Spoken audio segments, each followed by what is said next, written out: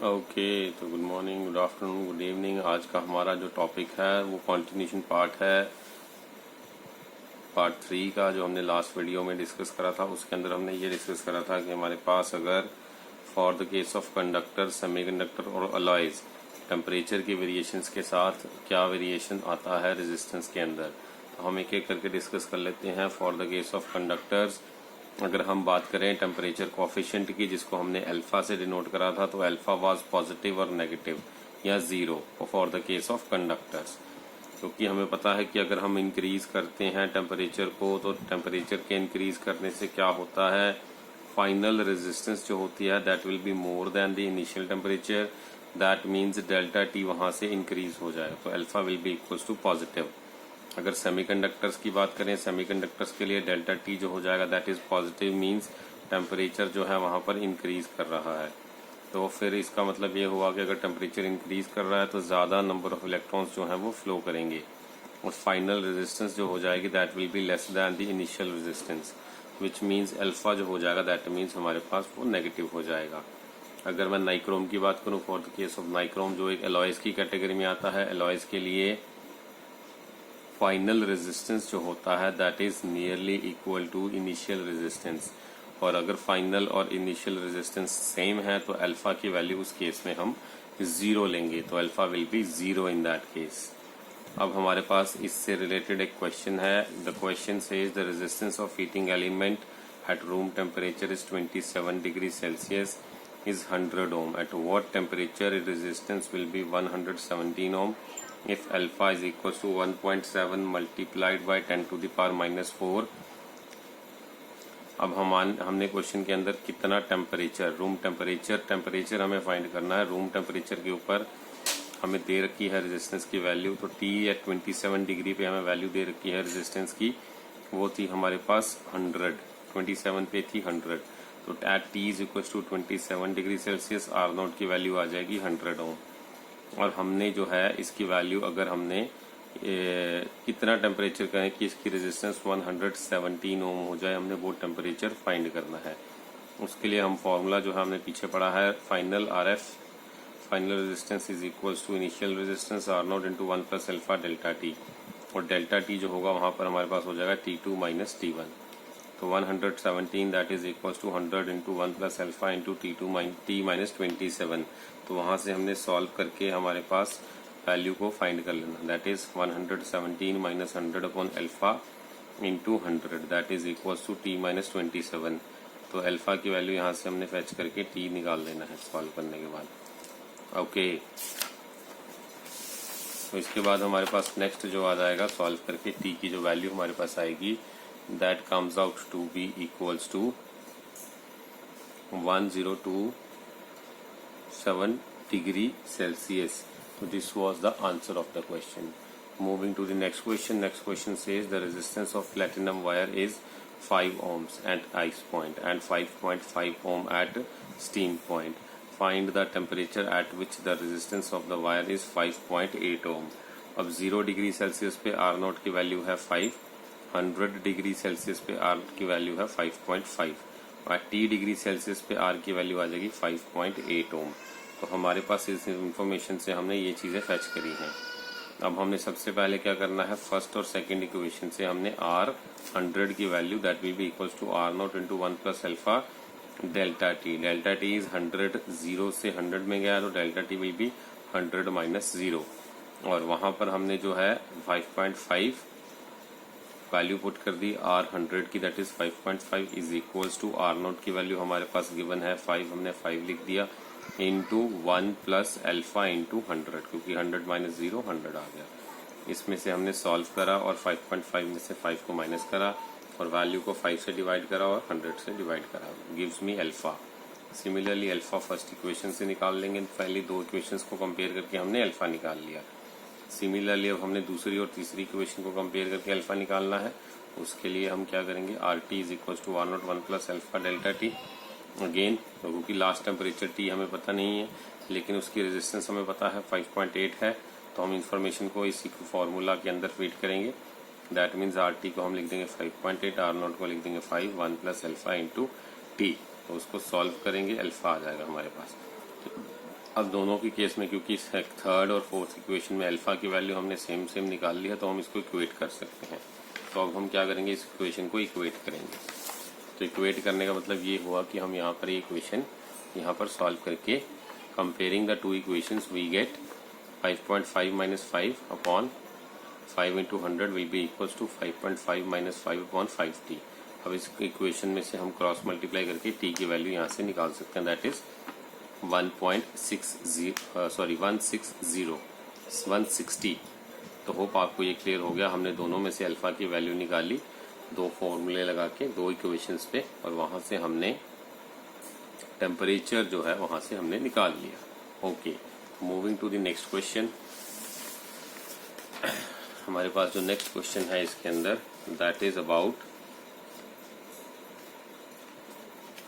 The colour coding of the colour coding of the carbon resistor. Colour coding of the carbon resistor, इस topic के ऊपर अब हम बात करने वाले हैं। Hope it is visible, 1 minute. Colour coding of the carbon resistor. देखिए, कलर कोडिंग की बात करेंगे, हमारे पास जो रेजिस्टेंस अवेलेबल होते हैं वो कार्बन रजिस्टर्स होते हैं। तो कार्बन रजिस्टर्स क्या होते हैं, वो रजिस्टर्स जो हमें प्रोवाइड कर सकते हैं हाई रेजिस्टेंस। तो वो जो होते हैं बहुत कॉम्पैक्ट होते हैं, स्मॉल इन साइज होते हैं, हाई रेजिस्टेंस प्रोवाइड करते हैं। तो इस तरह के जो रेजिस्टेंस है जो कार्बन से बने हुए हैं, they are in the category of carbon resistors. तो ये इतने छोटे हैं कि we cannot see the value of their resistance. कई बार क्या होता है, रेजिस्टेंस हम जो मार्केट से लेके आते हैं तो उसके ऊपर बहुत छोटा साइज होने की वजह से जो रीडिंग है वो हम रीड नहीं कर पाते। तो उसके लिए फिर सॉल्यूशन जो ढूंढा गया वो ये था कि जो हमारे पास रेजिस्टेंस है उसकी आउटर केसिंग के ऊपर ही हम कुछ कलर कोडिंग जो है वो लगा देंगे। कलर कोडिंग के लिए हमने कार्बन रेजिस्टर्स के अंदर 4 कलर बैंड्स लगाए। 4 कलर बैंड्स में 1 2 3 4 4 कलर की 4 लाइंस होंगी, 4 पट्टियां आप बोल सकते हो जिसको। 4 लाइन की 4 पट्टियां, 4 कलर्स की 4 पट्टियां होंगी। तो इसमें सबसे पहली और सेकंड वाला जो बैंड होगा वो हमें इंडिकेट करेगा नंबर, दैट इज कितना नंबर है, मैग्नीट्यूड कितना है उस रेजिस्टेंस का।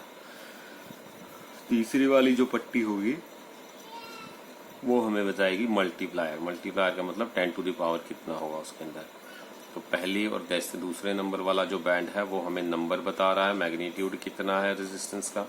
और थर्ड वाला जो बैंड है colour band, third colour band हमें बताएगा कि मल्टीप्लायर कितना है, दैट इज ऑर्डर क्या है। ऑर्डर मतलब 10 टू द पावर में कितनी वैल्यू लिखनी है, वो जो कलर होगा उसके हिसाब से लिखी जाएगी।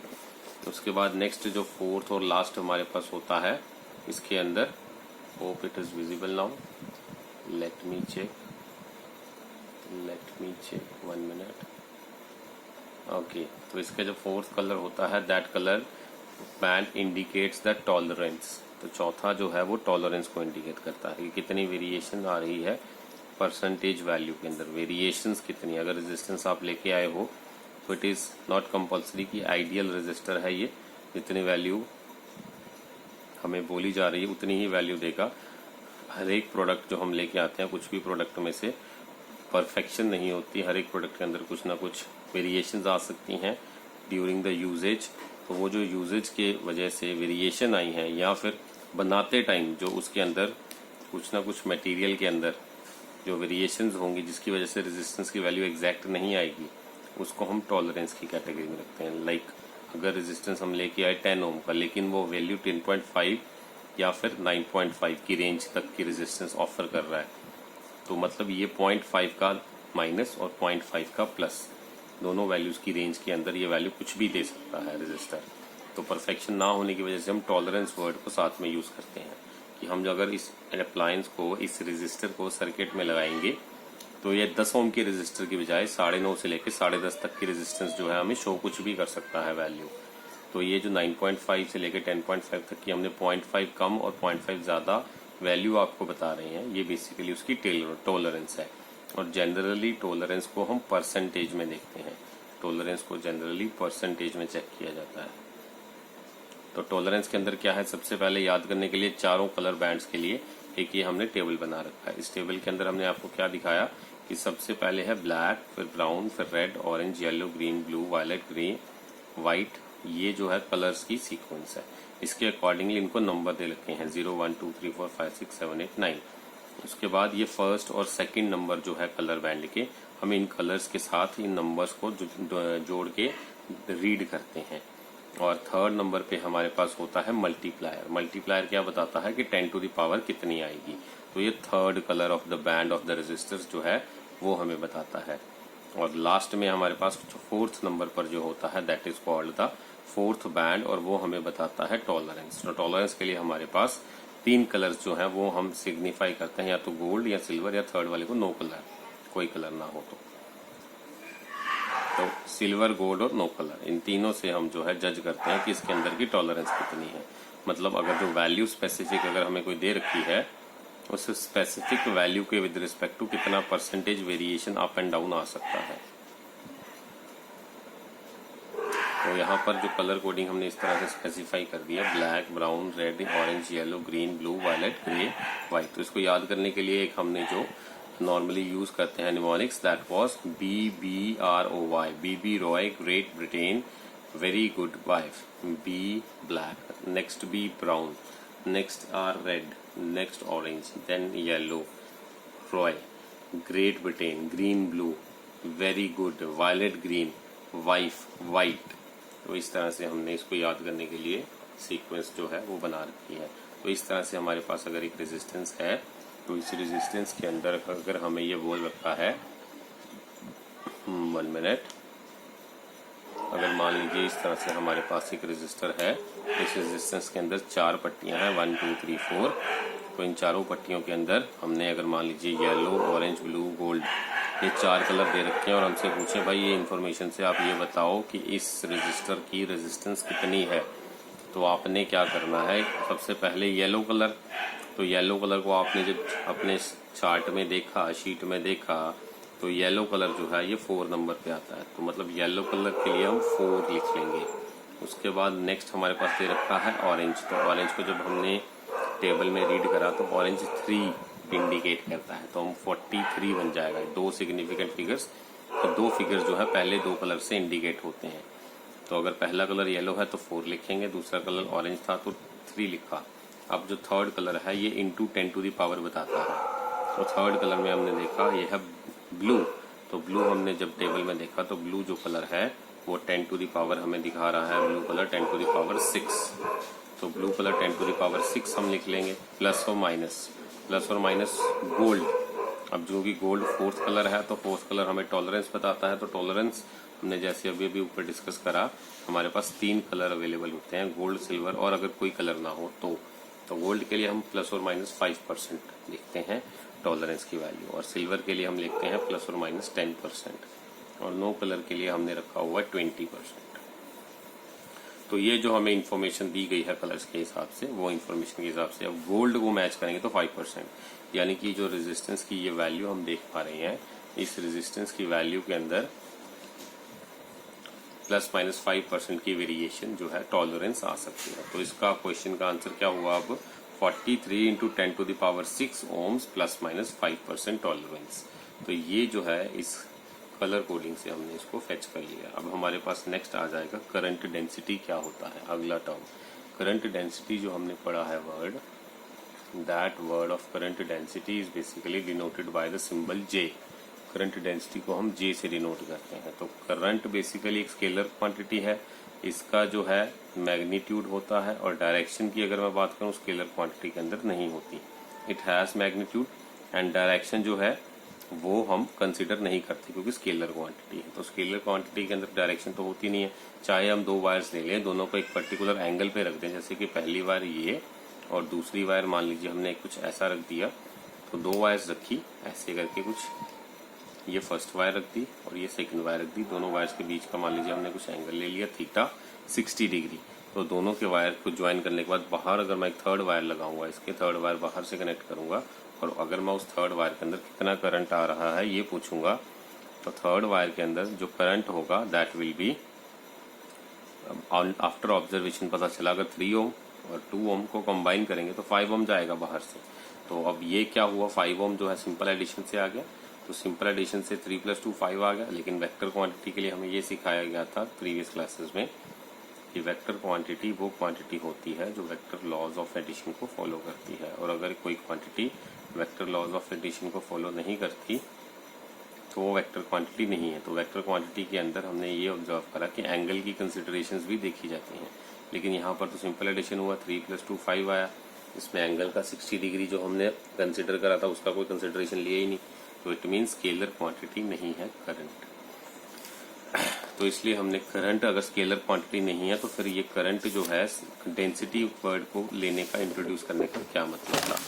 तो अब इस पे हम मूव करेंगे करंट डेंसिटी, क्योंकि करंट जो है वेक्टर्स लॉज ऑफ एडिशन को फॉलो नहीं करता था, इसलिए हमने जो वर्ड उसके रिप्लेसमेंट में ढूंढा that was called current density. ठीक है, क्योंकि वो वेक्टर्स लॉ को करंट फॉलो नहीं करता था, वेक्टर्स लॉ ऑफ एडिशन को, सो इसलिए we can't consider it as the vector quantity. तो फिजिक्स के अंदर कोई भी क्वांटिटी अगर वेक्टर्स लॉ को फॉलो करती है तभी वो क्वांटिटी जो है वेक्टर क्वांटिटी बन सकती है। अब यहाँ पर हमें ऐसी क्वांटिटी चाहिए थी जो करंट की रिप्लेसमेंट हो वेक्टर्स की फॉर्म में। तो इसी क्वांटिटी को एक्वायर करने के लिए करंट के साथ रिलेटेड भी हो और वो इक्विवेलेंट ऑफ करंट भी हो और करंट जो है वेक्टर क्वांटिटी की टर्म्स में भी रिप्रेजेंट करे, उसका नाम था करंट डेंसिटी। तो करंट डेंसिटी का फॉर्मूला हमने क्या पढ़ा? करंट डेंसिटी का फॉर्मूला हमने पढ़ा J, that is equals to I/A, and that value is current upon area, current पर यूनिट एरिया। तो ये होता है इसका फॉर्मूला। तो J is equals to I/A, और डायरेक्शन जो है करंट की सेम होती है दैट ऑफ I, और एरिया वेक्टर जो होता है it should be parallel to the current flow. इसके अंदर मान लीजिए अगर मैं कंसिडर करता हूँ एरिया, और वो area has to be perpendicular to the current flow, area जो है करंट फ्लो के परपेंडिकुलर हो जाएगा। तो अगर मान लीजिए हमारे पास ऐसा कुछ है, एक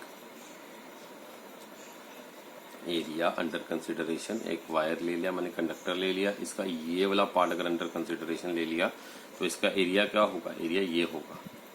तो अगर मुझे एरिया कंसिडर करना है, अगर मुझे कंसिडर करना है एरिया, तो मैं वो एरिया लूंगा that should be perpendicular to the current flow. तो करंट डेंसिटी के अंदर ये चीज आपने ध्यान रखनी है। ये नीचे जो हमने बताया, नीचे जो वैल्यू है ratio of current and area, direction जो होगी करंट डेंसिटी की वो करंट की डायरेक्शन में होगी, और एरिया जो है that has to be parallel to current. तो अगर हमें करंट डेंसिटी निकालना तो ये कंडीशंस हमें सेटिस्फाई करनी होगी। अगर हम कंसिडर कर लेते हैं एरिया जो कि परपेंडिकुलर टू करंट फ्लो है, तो इस तरह से अगर ये डायग्राम देख पा रहे हो, एक कंडक्टर के अंदर ये वाला पार्ट जो है किस चीज को इंडिकेट कर रहा है कि अगर एरिया ये है और करंट ये है तो यहाँ पर परपेंडिकुलर कॉन्सेप्ट लग रहा है। तो इस तरह से हम ड्रॉ करेंगे इसको, then we will draw the concept like this, और यहाँ पर एरिया करंट एक दूसरे के परपेंडिकुलर दिखाए जा रहे हैं, और एरिया और current if they are perpendicular to each other then they will be represented like this. तो एरिया वेक्टर जो होगा that will be parallel to current, तो हम इस तरह से लेते हैं, परपेंडिकुलर तो इस तरह से लेते हैं। तो हमें परपेंडिकुलर शो करा होगा तो वो हमने एरिया के लिए नहीं कंसिडर करना, हमने पैरेलल वाला करंट के साथ कंसिडर करना है।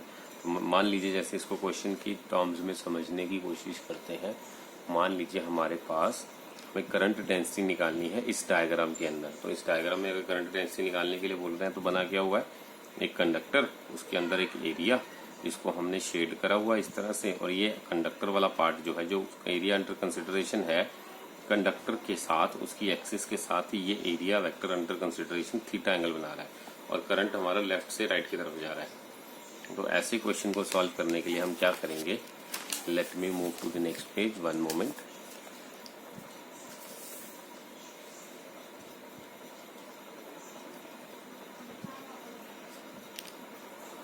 फॉर दिस डायग्राम जो होगा, करंट डेंसिटी जो होगी that should be find by the area जो कि perpendicular to the current flow है, that is J is equals to I/A cos theta.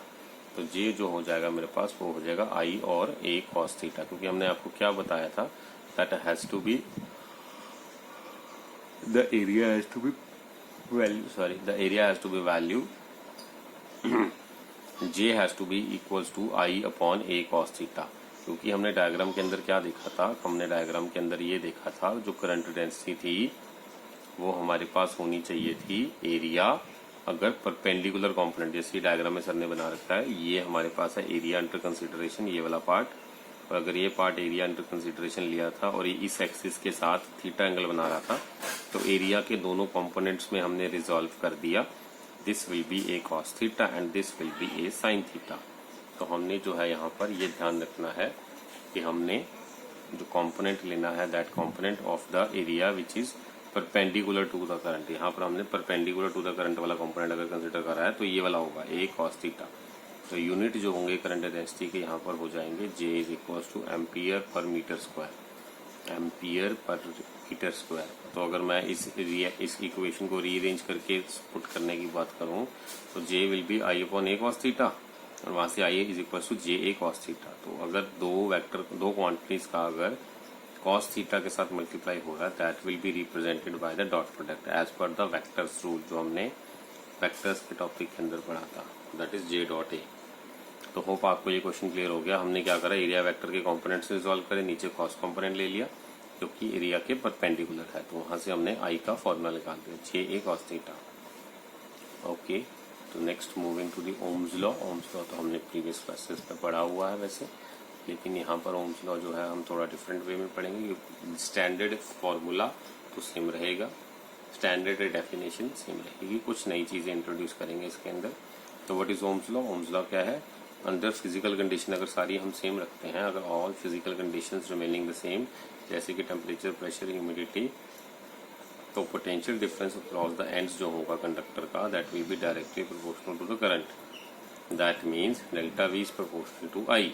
ये कंडक्टर है, इसके अंदर अगर लेफ्ट से राइट करंट जा रहा है, दोनों एंड्स के क्रॉस अगर हमने डेल्टा वी पोटेंशियल डिफरेंस लगा दिया तो डेल्टा वी हमारे पास प्रोपोर्शनल टू हो जाएगा आई। और अगर प्रोपोर्शनैलिटी हटाएंगे तो delta V is equal to I into R. ये जो है हमारे पास ओम्स लॉ का स्केलर फॉर्म है। This is the scalar form of Ohm's law. Okay, so अगर हम बात करेंगे यहाँ पर, अगर R जो है रेजिस्टेंस है और R की वैल्यू जो है कांस्टेंट है ओमिक कंडक्टर्स के लिए, अगर R जो है हमने क्या देखा, R रेजिस्टेंस था, ये कांस्टेंट वैल्यू थी। ओमिक कंडक्टर्स जो ओम्स लॉ को फॉलो करते हैं वो ओमिक कंडक्टर्स, तो ओमिक कंडक्टर्स के हमने क्या देखा, ये फॉलो करता है ohm's law, that means V is proportional to I। Ohm's तो V और I का अगर मैं ग्राफ देखूं, V और I का ग्राफ जो है ये ग्राफ होगा that will be straight line which is having angle theta, which is having angle theta and tan theta जो होता है हमारे पास वो होता है delta V upon delta I that is equals to R। और R क्या है हमारे पास, एक कांस्टेंट वैल्यू। तो हमने यहाँ से ये जज करा जो tan थीटा है ये स्लोप है, स्लोप हमें क्या बताती है, रेजिस्टेंस की value. Slope tells us the value of resistance, slope tells us the value of resistance. अब इस चीज का मैं प्रूव कर सकता हूँ। What is the proof of that? तो इसका प्रूफ ये है कि मान लीजिए हमने एक इक्वेशन ली करंट की, ड्रिफ्ट वेलोसिटी की, I is equal to V D E N A, जिसको हम वी ना से भी कई बार लर्न करते हैं बच्चे। तो I is equal to V D E N A, where V D is the drift velocity, E is the electrons charge, N is the total number of electrons per unit volume. दोबारा N क्या है, number of electrons per unit volume. एक unit volume के अंदर कितने number of electrons हैं, तो उसको हम रिप्रेजेंट करेंगे आई के साथ। तो एरिया अंडर कंसिडरेशन लेटर से अगर ए है तो हम इसको ए लिख देंगे। तो ये हमारे पास ड्रिफ्ट वेलोसिटी और करंट का रिलेशन वाला एक फॉर्मूला हमने पीछे पढ़ लिया। अब इस फॉर्मूले के अंदर हमने क्या लिखा, अगर हमारे पास वी डी जो था हमने ये भी पीछे डिराइव कर लिया है, V D is equal to what, तो V D is equal to E V tau upon M L. तो दोनों इक्वेशंस को अगर मैं कंबाइन करूंगा तो after combining the two we get I is equal to E V tau upon M L into E N A and I is equal to N square tau A upon M L into V. अब हमने करा क्या है, V D की value इस equation के अंदर put कर दी।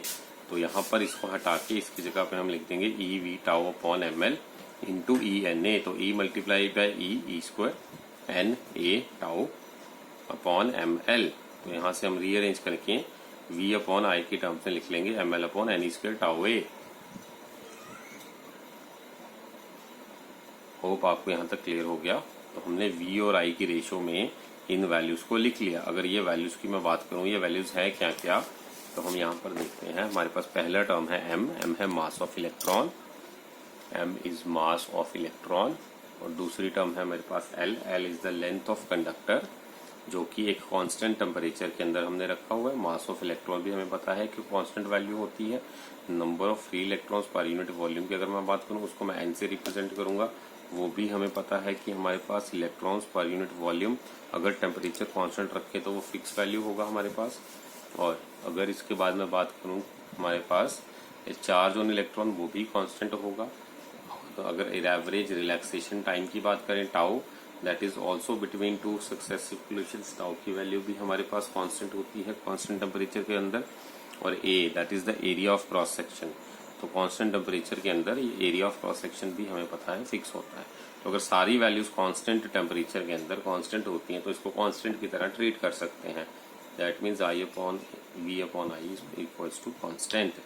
तो v जो हो जाएगा मेरे पास प्रोपोर्शनल टू i हो जाएगा, प्रोवाइडेड टेम्परेचर अगर मेरे पास कांस्टेंट है तो अगर इस तरह से मैंने प्रूव कर दिया v अपॉन आई।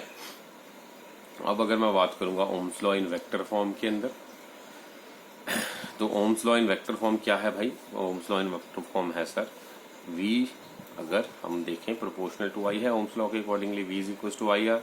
अगर मैं रिप्लेस करता हूं डेल्टा v को by the vector equivalent e, v का वेक्टर इक्विवेलेंट e है, i का वेक्टर इक्विवेलेंट हमने पीछे पढ़ा है j, और r का जो है वो वेक्टर इक्विवेलेंट है रेजिस्टिविटी। तो करंट का vector equivalent current density, resistance का वेक्टर इक्विवेलेंट रेजिस्टिविटी, और इलेक्ट्रिक फील्ड का और डेल्टा v का वेक्टर इक्विवेलेंट e। ओके, तो ये सारी वैल्यूज को यहाँ पे अगर मैं रिप्लेस कर दूं वेक्टर फॉर्म बनाने के लिए ओम्स लॉ की, that will be is equal to j into rho. अब मेरे पास जो रो है रेजिस्टिविटी, ये किसका रेसिप्रोकल होता है? यहाँ पे हमने क्या करा, जे की वैल्यू निकालनी है, J is equal to E upon rho. इसको इस तरह से भी लिख सकते हैं A into one upon rho. तो वन अपॉन रो जो रेसिप्रोकल होगा रेजिस्टिविटी का, दैट इज कॉल्ड कंडक्टिविटी। तो उसकी जगह पे मैंने वर्ड लिख दिया कंडक्टिविटी। तो होप आपको यहाँ पे क्लियर हो गया कंडक्टिविटी तक। तो अब हमने क्या करा है, ये वैल्यू लेकर वन अपॉन रो की जगह हम सिग्मा लिख देंगे, that is equal to J is equal to E into sigma. तो यहाँ पर हमने ये फॉर्मूला यहाँ से फेच कर लिया। ओके, तो मेरे पास अब बन गया J is equal to E sigma. अब प्रूफ करेंगे इस चीज को, क्योंकि हमने ये पढ़ा था V upon I well equal to M L upon N square tau है, हम पीछे पढ़ चुके हैं। यहाँ पर हमने V अपॉन आई को अंदर L को लेफ्ट हैंड साइड में लेके आ गए और I को राइट हैंड साइड में लेके चले गए। तो हमारे पास बन गया V upon L is equal to M upon N square tau into I upon A. तो अगर मैं कंसिडर करता हूं एक कंडक्टर, उसके अंदर अगर मैंने इलेक्ट्रिक फील्ड लगा दिया फ्रॉम लेफ्ट टू राइट, अगर उसकी मैंने लेंथ कंसिडर कर ली, लेटर से for the conductor is L, तो अगर मैं यहाँ पर रिलेशन की बात करूं वी और एल के बीच का रिलेशन क्या होता है, तो वी और एल के बीच का जो रिलेशन हमें मिलने वाला है, that is V is equals to E multiplied by L. तो ये हमें एक रिलेशन जो लर्न करना पड़ेगा, that is V is equals to E times L. Voltage जो होती है that is applied electric field times length, और वहां से V बाय एल की वैल्यू हमारे पास आ जाएगी E। तो V बाय एल अगर E के बराबर है, तो हम अगर इस इक्वेशन को फर्स्ट इक्वेशन में पुट कर दें तो हमारे पास आ जाएगा E is equals to M upon N square tau into I upon A. तो अब अगर मैं बात करूं E की, तो E क्या है मेरे पास M square upon tau into I upon A. यहाँ से मैं इस इंफॉर्मेशन से M square M upon N E square tau की जगह मैं लिख सकता हूँ रो, क्योंकि ये कांस्टेंट वैल्यूज हैं। तो कांस्टेंट वैल्यूज का हम पीछे प्रूव कर चुके हैं, value this value is treated equals to its equivalent that is called rho. इसकी जगह मैं इसका इक्विवेलेंट रो लिख दूंगा। तो यहाँ पर मैंने रो पुट कर दिया। अब हमने क्या करा, इसकी जगह हमने हटा के रो लिख दिया into I upon A. I upon ए हम पीछे पढ़ चुके हैं, जे के बराबर होता है, J is equals to I upon ए।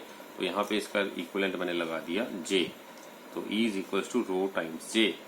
अब हमने वन अपॉन रो की वैल्यू भी हमने पुट कर दी है। वन अपॉन रो हमें पता है वो सिग्मा होता है। तो यहाँ से अगर मैं J की वैल्यू निकालने की कोशिश करूंगा तो J will B E upon rho.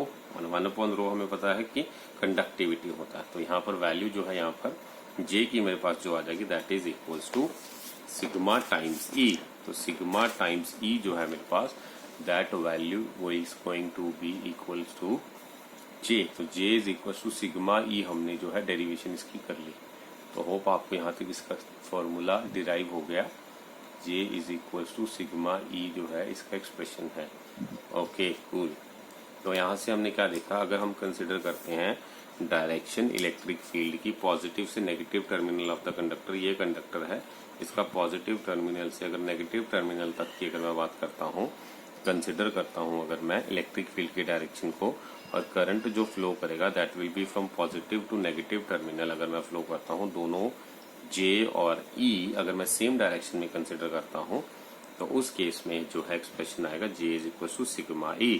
मतलब इलेक्ट्रिक फील्ड और J की डायरेक्शन सेम है, तो ये एक्सप्रेशन हम यूज करेंगे, राइट। अगर उसके बाद हम देखने वाले हैं ग्राफ V वर्सेस I का। V वर्सेस I का ग्राफ अगर मैं कंसिडर करूं तो ग्राफ कुछ इस तरह से होता है। अगर हम कंडक्टर्स को कंसिडर करते हैं और जो कंडक्टर्स ओम्स लॉ को फॉलो करते हैं, उन कंडक्टर्स के लिए V और I का ग्राफ कुछ इस तरह से होता है, स्ट्रेट लाइन।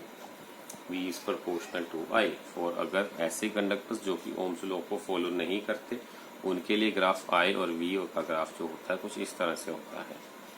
तो ये ग्राफ जो IV का ग्राफ इस तरह से होगा। फॉर द पैसेज ऑफ कुछ टाइम के लिए अगर वोल्टेज बढ़ाएंगे तो करंट कुछ टाइम के लिए ओम्स लॉ को फॉलो करेगा, but after the passage of time अगर मैं वोल्टेज के वेरिएशन के अंदर देखूं, अगर यहाँ पर क्या ऑब्जर्वेशन से पता चल रहा है कि अगर मैं इंक्रीज कर दूं टेम्परेचर कंडक्टर का, तो एक सर्टेन लिमिट तक तो करंट जो है और वोल्टेज जो है ओम्स लॉ को फॉलो करते हुए नजर आ रहे हैं। बट जैसे ही टेम्परेचर बहुत ही हाई कर दिया, ज्यादा इंक्रीज कर दिया हमने, तो विद आफ्टर दैट करंट जो है वो एब्रप्टली इंक्रीज कर जाएगा और कंडक्टर जो है वो हाई करंट की वैल्यू शो करेगा। और अगर हाई करंट की वेरिएशंस दिखाएगा तो it means right now it is not following Ohm's law, it is not following ohms law. तो होप आपको ये चीज क्लियर हो गया। ओके तो गैसेस की बात करेंगे। अगर यही ओम्स लॉ को गैसेस में अगर मुझे अप्लाई करना हो तो क्या गैसेस में ये पॉसिबल है? Answer is yes, it is possible for the case of gases. तो गैसेस के लिए क्या करते हैं, हम एक गैस ट्यूब लेते हैं, उस गैस ट्यूब के अंदर अगर मैं पोटेंशियल डिफरेंस अप्लाई करूंगा दोनों एंड्स पे, तो after applying the potential difference across the two ends, तो ग्राफ जो होगा हमारे पास, ग्राफ जो होगा वो फॉलो करेगा ओम्स लॉ को। और ओम्स लॉ को फॉलो करने के बाद वो हम क्या ऑब्जर्व करेंगे, यहाँ पर इन द स्टार्टिंग ये फॉलो करता है ओम्स लॉ को इस तरह से, जैसे आप ग्राफ के अंदर देख पा रहे हो। यहाँ पे I और V का ग्राफ है, यहाँ पर करंट को मिली एम्पियर्स में ले रखा है, वोल्टेज को हमने V ले रखा है। और ग्राफ जो है इनिशियली स्ट्रेट लाइन है, उसके बाद after the passage of some time voltage अगर बहुत ज्यादा बढ़ रही है तो ये ग्राफ जो है ये नेगेटिव स्लोप भी शो करता है, ये वाला पार्ट। तो यहाँ पे आप क्या ऑब्जर्वेशन कर रहे हो कि negative slope of resistance show हो रही है। मतलब with the increase in velocity हमने क्या देखा, करंट इंक्रीज कर रहा है वेलोसिटी के इंक्रीज करने से, लेकिन जो रेशो है वो नेगेटिव वैल्यू दे रही है। तो नेगेटिव वैल्यू को हम किससे इंडिकेट, स्लोप को किससे इंडिकेट करते हैं, यहाँ पे V और I की रेशो तो रेजिस्टेंस देती है सर, तो मतलब ये नेगेटिव रेजिस्टेंस शो कर रहा है कि वोल्टेज के बढ़ाने से करंट जो है वो किस तरह से वेरी हो रहा है, negative slope. That means resistance जो है हमारे पास नेगेटिव इम्पैक्ट डाल रही है। तो नेगेटिव इम्पैक्ट का मतलब क्या हुआ, नेगेटिव इम्पैक्ट का मतलब ये हुआ कि और हमारे पास voltage increase means current increase, but resistance जो था that is opposition to the flow of current. But यहाँ पर नेगेटिव इम्पैक्ट का मतलब क्या है, it is in the support of the current. तो गैसेस के अंदर इस तरह से भी होता है, वो सपोर्ट करने लग जाता है करंट फ्लो को। तो this was the concept for the case of gases. इसकी ज्यादा डेप्थ हमारे सिलेबस में नहीं है, सिर्फ इंट्रोडक्शन पार्ट है। तो होप आपको यहाँ तक क्लियर हो गया। ओके